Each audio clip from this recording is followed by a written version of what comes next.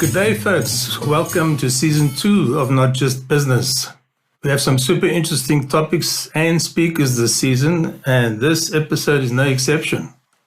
Artificial intelligence, or AI for short, is something which conjures up all kinds of images depending on who you are. From aliens to robots to doing our jobs to really helpful creatures like Alexa and Siri, to targeting specific people or groups with fake news or those ubiquitous ads that pop up on every web page we visit shortly after browsing for the same product online. And I'm fairly sure most of us have only a very limited understanding of what AI is and what it can do for us, and of course the risks that it brings. So I'm very pleased to have on the line today a man who is one of the world authorities on this subject, Dr. Jacques Ludik. Welcome, Jacques, and thank you for your time. Thank you, Derek. It's a pleasure to be here. Looking forward to the discussion. I read your CV, which is seriously impressive. Not only have you had a fairly stellar academic career, like cum laude passes in all your university degrees, and of course a Ph.D., you don't come across as a typical academic nerd.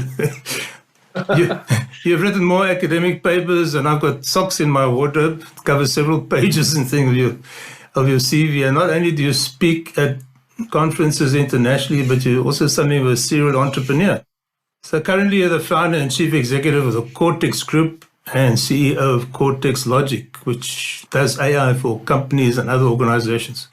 You're also founder and president of the Machine Intelligence Institute of Africa. So, Jacques, that's quite an CV. So where did it all start?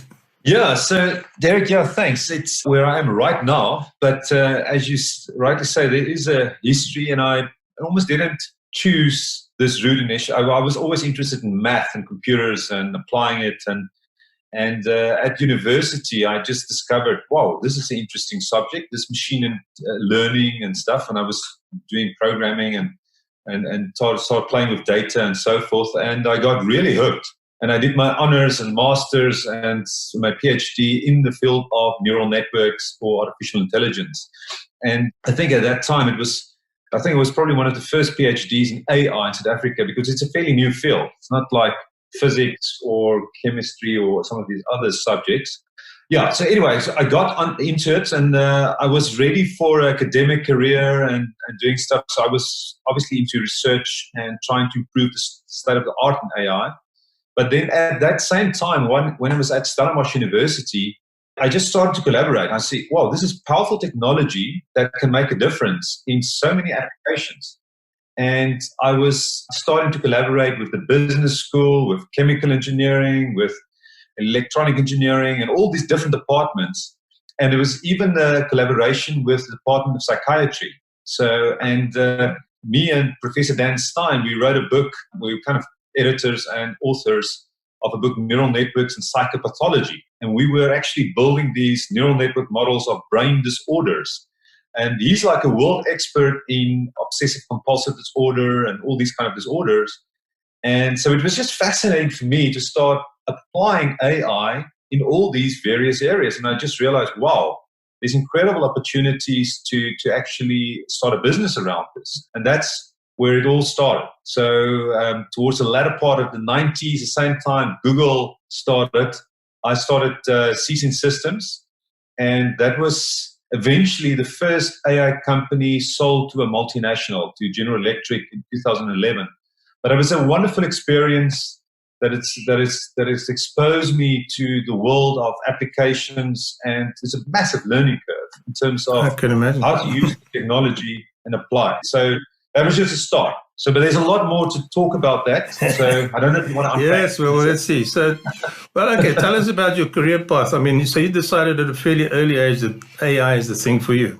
Yes, so it actually, or interestingly enough, it started with, I was fortunate to get bursaries from various organizations, specifically also Arms Corps.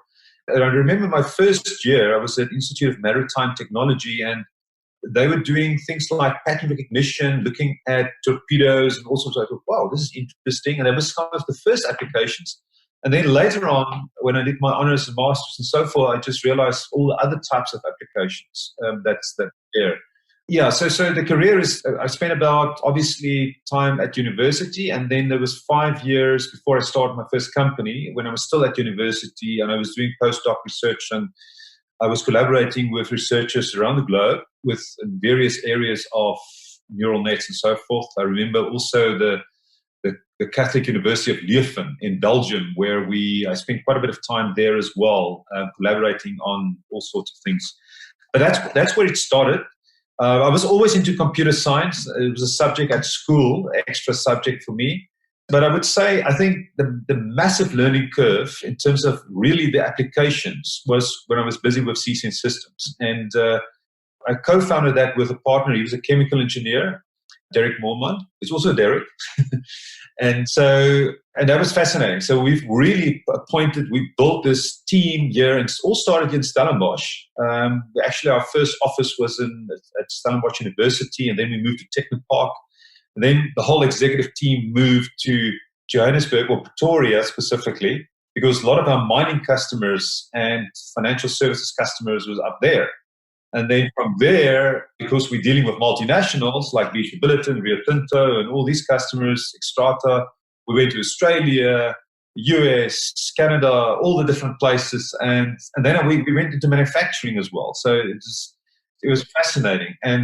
But I think the key thing was the problems that what we've learned to solve. Obviously, it's related to the key performance indicators, the business value drivers of these companies. So if it's in the mining, minerals, metals, manufacturing industry, it's really about things like throughput, yield, quality. If it's in the financial services or say customer-facing businesses, it's more about personalized engagement on demand. You want to reduce the churn, for instance. You want to increase your market share. You want targeted sales and marketing. There's a range of things around that touches the bottom line of customer-facing businesses. And that's exactly the same right now. Yes. I wanted to ask you about that. So, I mean, it sounds like AI is applicable to just about everything, and even things we haven't even thought about it. So just to get the terminology right, there's things called big data and machine learning and data analytics and predictive analytics and data modeling and all that. Is that all sort of different sides of a many-sided coin? Yes. So the way I'm looking at it, I'm actually writing a book now on this where I'm defining all of this. It's about transformative, human-centric, artificial intelligence and how to shape a better future in the smart technology era with this, which is all part of my massive transformative purpose.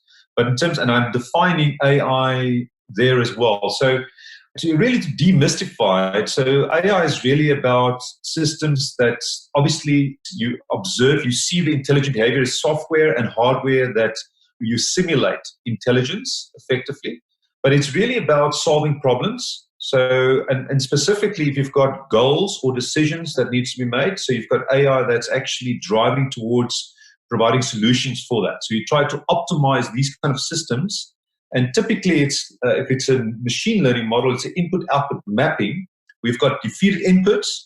You want specific outputs. You want, say, classifications or a decision make, or you want a specific regression, which is like you want to predict a specific number or the next, say, price of this equity the next week, whatever it is. That type of thing, you build input-output mapping, so you make predictions. So AI is really about building systems that can do those type of things and that can learn from data as well.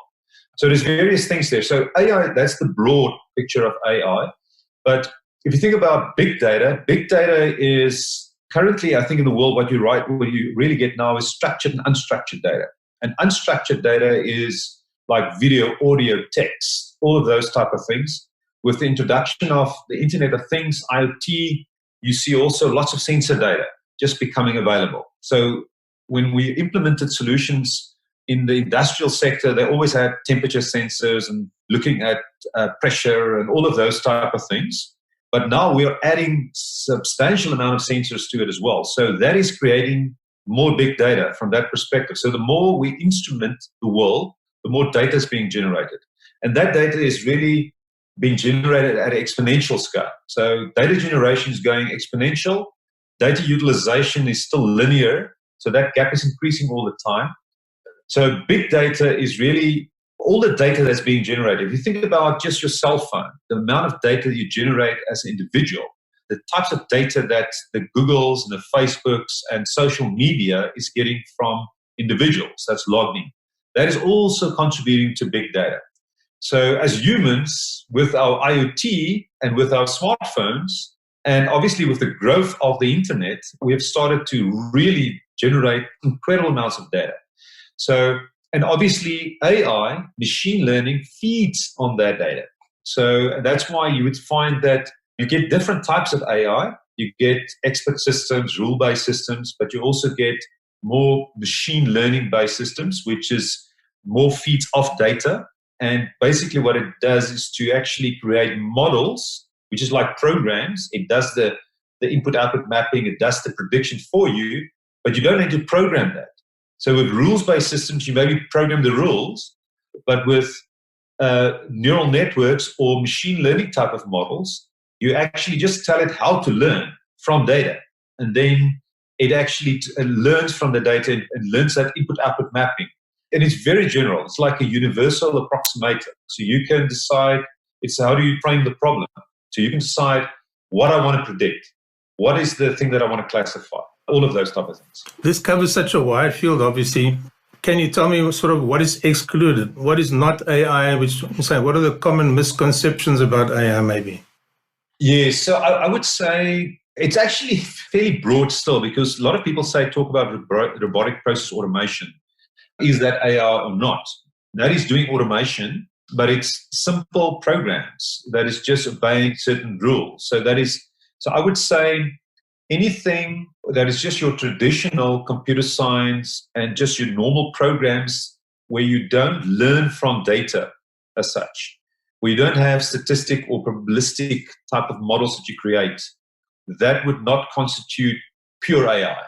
Although, if you think about expert systems, symbolic stuff that you generate, and just plain statistics, it is being categorized now because you can generate models using statistics. You can get great regression models. Maybe it doesn't learn from data, but it still needs data to actually do the regression. And you can compare the outputs of, say, a traditional statistical model with a neural network model. And you can see, okay, which is better. And what you typically find is that with true AI, machine learning-based systems, that's maybe the core difference. Give me an example of how prevalent is AI already? How do we see it? Or how do we not see it even?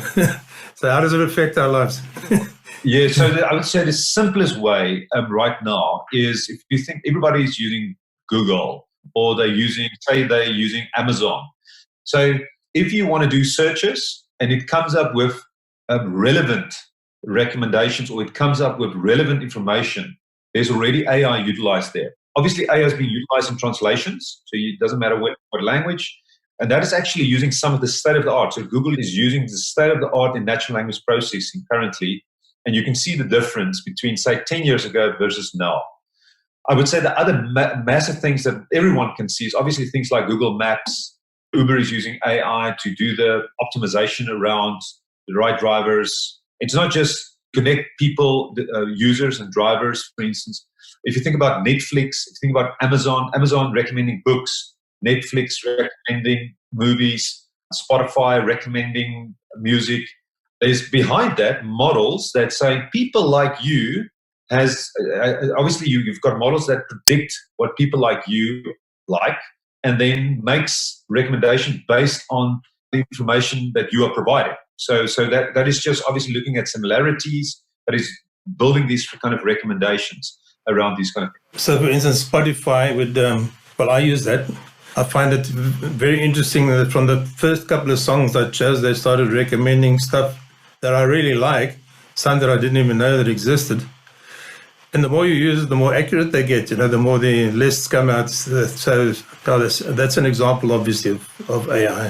Mm. And I think, Derek, you're 100% right. So I think this is where you also can see a distinguishing factor. If you see that kind of thing, even with intelligent virtual assistants, where you want this personalized engagement, you see a system that learns from data, or you see this recommendation that's getting better. Your YouTube is getting with better recommendation, things that you constantly click and like and so forth, then you're busy. At the back of that is an AI machine learning system. You say you're one of the pioneers. How competitive is South Africa in the field of AI internationally? I think things have grown. When I started, I did my Ph.D. in 95. I finished, I think, 94, 95, about that time. So that was very early days. That was like the AI winter. And there was not a lot of happening in South Africa around that, or Africa for that matter. But things obviously exploded, I would say, 10 years after that. And especially this decade was just tremendous. You see a lot more people. And as a matter of fact, you will see some of the engineers and some AI experts that's now also working at Google DeepMind or Google Brain. So there are some experts and there are people that's quite good in reinforcement learning and some of the various areas of AI and machine learning. I think we're getting better. Africa is getting better in general. And it's also things like, for instance, with Google's got their initiatives for the African continent where they actually have this in Davos. They call it deep learning in Davos. And the Machine Intelligence Institute of Africa, a non-profit organization that I've started in 2016, is also collaborating and helping with that as well. So in terms of competitors, I think it's getting much better. It's picking up. It's ramping up. I don't feel we are competitive. As you've seen, we've sold, for instance, my first AI company was an example of world-beating type of software that was acknowledged by General Electric at that time as being key software that makes a massive difference, and that's why they acquired us. So that was for me at least a case in point. But I think there's more examples like that evolving now in various industries, financial services sector, and I joined the company just in between. Before I started Cortex Logic, Cortex Group, which is now a next generation AI company. And by the way, we live in a different era now. And we can talk about that as well, the API economy, plug and play, and how we apply AI now versus how I did it with C-Sense. There's vast differences. At that time, we did everything proprietary. So we wrote our own software from scratch, everything from scratch. There's no open source. And currently we live in a world where Google and where you see this open source, everybody's making their software available. So it's like plug and play. And it's now using proprietary software with open source, with commercial APIs, and the trick is now to actually use this AI toolbox or this massive smart technology toolbox to create solutions. So that's what we need to be very good at. But I think South Africa is getting better with that now. Yeah. Give us a couple of examples. I mean, obviously not disclosing any confidential information. What sort of things do you currently do for clients, companies, or other organizations? Yes, so I'll give you some examples. So one of the examples is we were looking at hospital benefit management. Now, if you think about, without naming names, currently for some of the medical schemes, you do have a situation where you've got just people allowed to go to hospitals and stuff without any proper checking in terms of it doesn't make sense for them to go. Is it just going to be unnecessary costs? So there's lots of fraud, waste, and abuse, maybe the abuse part as part of that as well. So it's important for them to look at exceptions. So we've got an AI system that's actually picking up the exceptions where it could lead to length of stay, which is abnormal.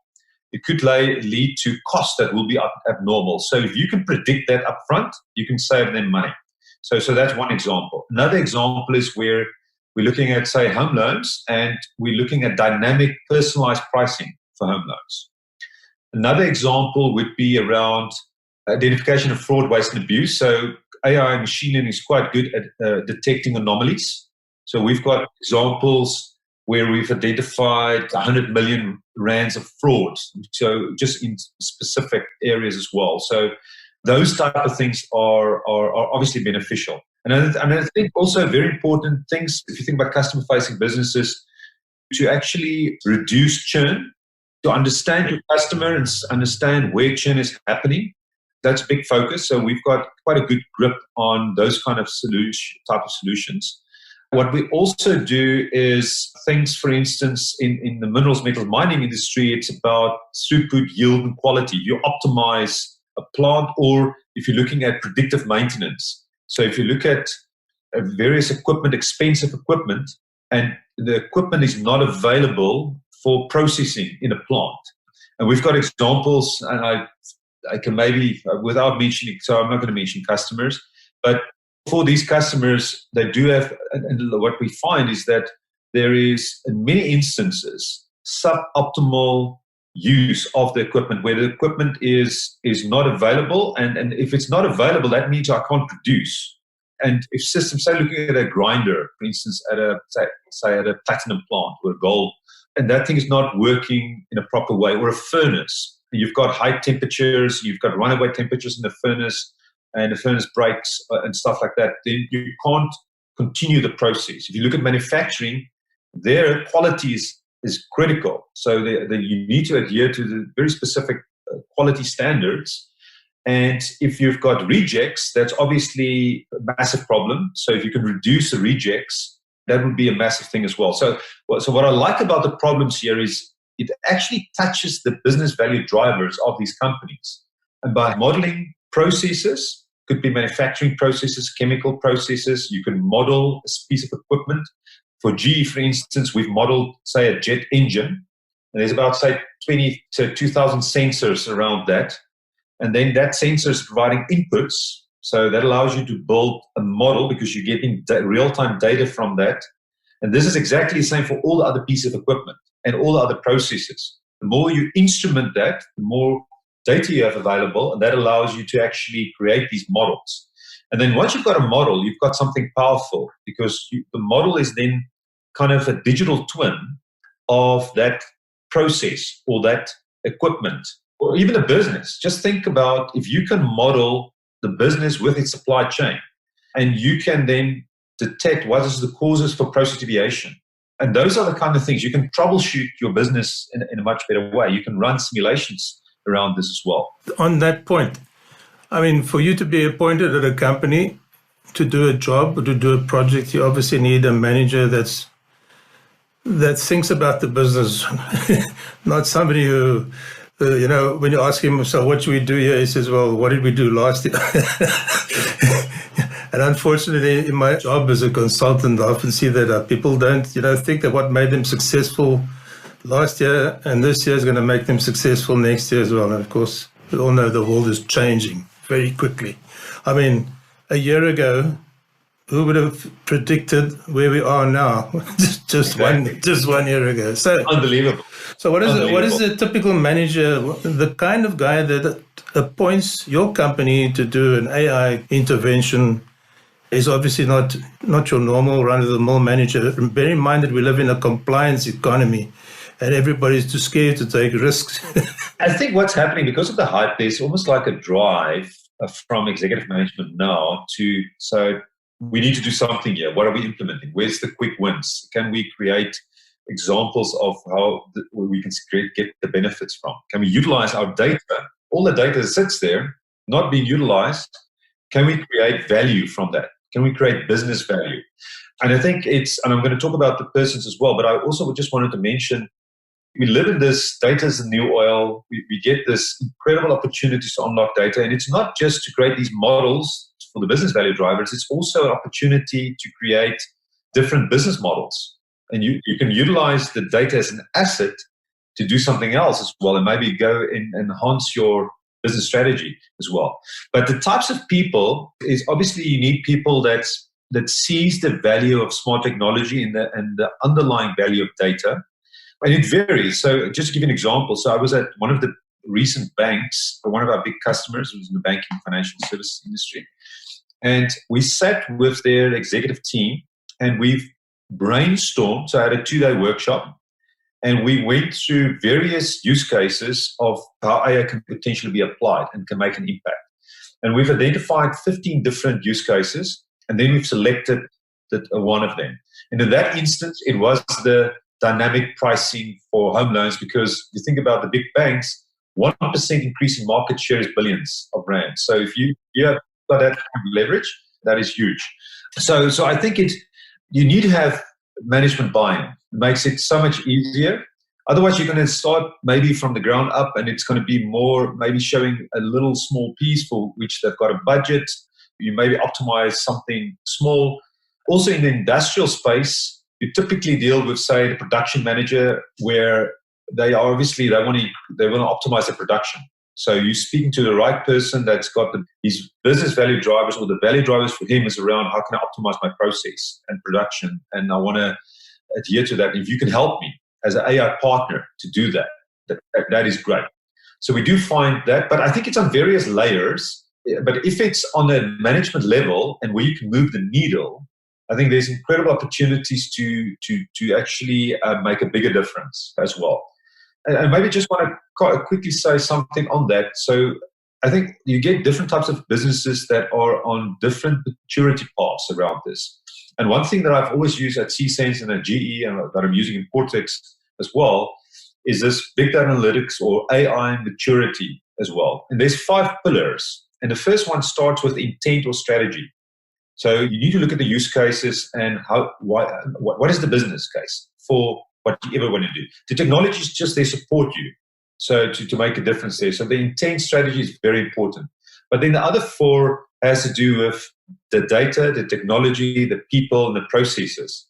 And the various companies, they are at different stages of maturity around that as well. So when we implement quick win solutions where you show the impact, you also help them with their maturity in terms of where they are in terms of data technology. Maybe they don't have all the instrumentation. They don't have systems. They don't have everything digital. So how do you get them to a state where things are digital? So that's a key point. And sometimes for some of the businesses, you need to implement sensors. You need to get systems in place. A lot of instances, you find that companies that the data is in silos. This department's not talking to this department, not making data available to this department. And it's actually crazy. You need access, rapid access to all available data. So that is key. So just helping businesses on that front and solving a very specific problem.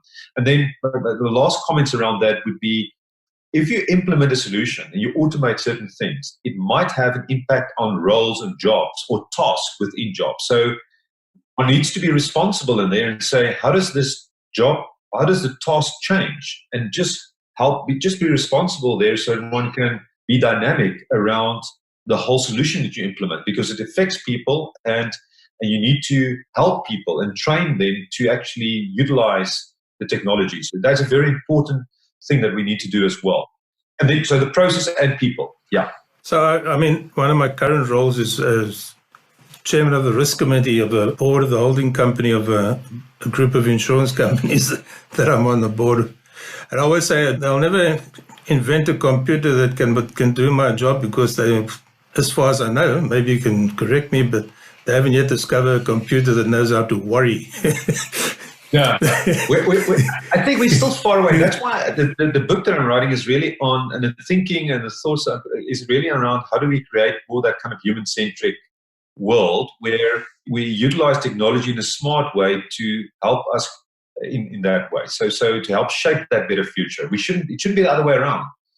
We should be just clever and clear around how we deploy these technologies.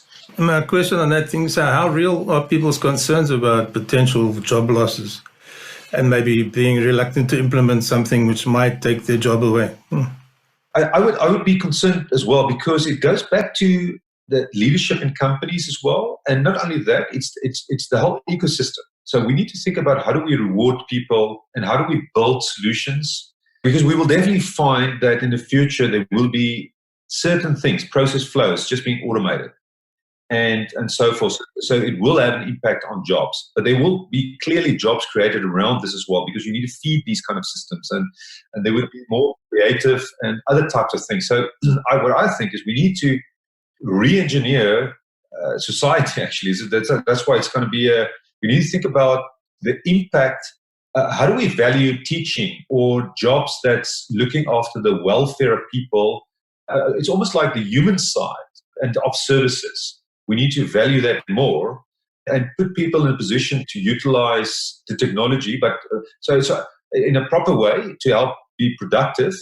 But we need to redefine what is valuable to us as well. So I think there's a big topic in its own right. So I think we are, as with AI machine learning, what you would find, Derek, is that in the future, as it gets better with understanding meaning and better with natural language processing, and we are definitely on that path, you would find more systems able to engage in a natural way with humans. Now, which is good, because currently, if you look at computers, we need keyboards. we need mouses and stuff. So in the future, you just talk to your computer, or you come into a room and you've got it's got, say, instruments here and intelligence. It would help it will do things. It would, and you can engage. So it makes it, so it goes back to more natural communication with the world, with the systems out there, even with your car and all of it. It doesn't mean that they've got necessarily consciousness or anything like that. It is just, you've got these systems that's there, and as long as it's there to support us in the world that we like. So it's very important to define the society in the world that we prefer to live in. So it's actually big topics that comes into play. What does that future business world look like? What is that future world like that we want? For me, it's like a canvas. And I think the danger is if we just let it go, if we don't control the situation, where we say, okay, let's redefine, let's look at our economy, let's look at society. We need to be visionary around what we want. And I'm just afraid that if we just let it go, for instance, lethal autonomous weapons, if we just let it go, that people can just do that. I mean, there's no regulation around that. That could create a really bad scenario. I'm also afraid of digital dictatorship. So if you think of what's happening in China, for instance, that could easily go to that scenario, which would be really bad. So we live in dangerous times here. We need to make wise choices. That sounds, well, as I said, a year ago, we didn't know what today would look like. We didn't have a bloody clue. So would you like to make a prediction about what the world would look like in 3 years' time? I didn't know 2020. I thought 2020 is going to be an incredible year where there's not going to be these kind of things. So I'm not sure. It's 3 years' time. What I think the world has learned, hopefully, some lessons around health and the danger around pandemics and stuff. And because these kind of things can happen again. Because we're talking about globalization. Obviously, there might be other trends around this now as well. But I think we still are connected. We still have ways to go everywhere on this planet and fairly quickly. And we engage with people as well. That's not going to go away. But we will already have, even though you have people that sit in different countries and so forth, I think we're still going to have this highly connected world. Obviously, the internet is there. It's just going to get better with 5G and all of these kind of things. So I think we can expect a lot more. And I think what happened with COVID-19, just to interrupt myself there, I think with COVID-19, we've seen now even with schools. My brother, for instance, is a math teacher, and he didn't really use tools. He just barely used his smartphone. Now he's just bragging about how he's using digital classrooms and he's doing this and that. He can't believe the power of smart technology. So it's almost like things have been fast forwarded. It accelerates things as well towards this kind of world where, and I think we will see virtual reality, augmented reality. You will see smart technology playing even a bigger role, and probably it's been pushed forward a little bit.